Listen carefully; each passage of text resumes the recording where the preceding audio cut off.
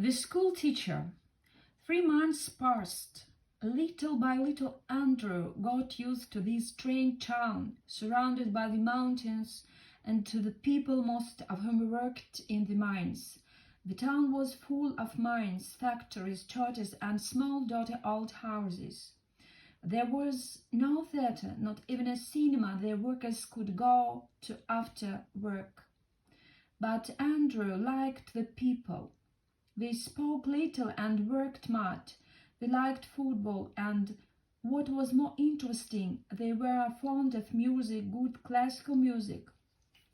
He often heard the sound of the piano coming from this or that house. It was clear to Andrew now that Dr. Page would never see a patient again. Manson did all the work, and Mrs. Page received all the money. She paid out to Manson less than 1/6 of that, £20 and 16 shillings a month. Almost all of it Andrew sent to the university to pay his debt. But at the time the question of money wasn't important to him. He had a few shillings in his pocket to buy cigarettes, and he had his work, and that was more than enough for him. He had to work hard and to think much, for he saw now that the professors at his university had given him very little to know about practical medicine. He thought about all that walking in the direction of Ruskin Street.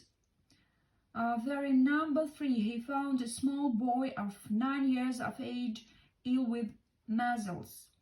"I'm sorry, Mrs. Howells," Andrew said to the boy's mother, "but you must keep Idris home from school."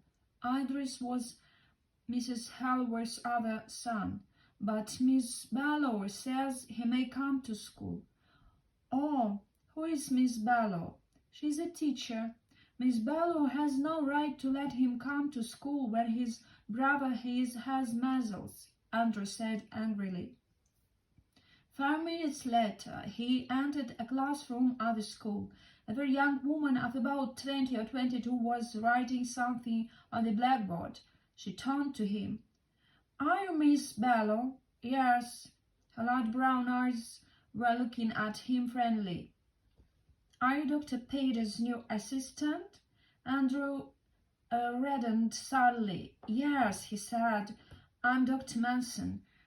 You know, Idris' brother has measles, and so Idris mustn't be here."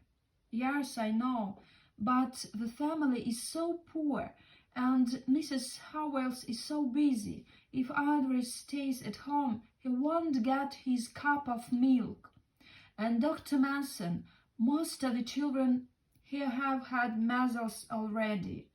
And what about the others? You must send that boy home at once." "Well, doctor," she interrupted him suddenly, "don't you understand that I'm the teacher of this class, and here it's my word that counts? You can't have him here, Miss Barlow. If you don't send him home at once, I'll have to report you."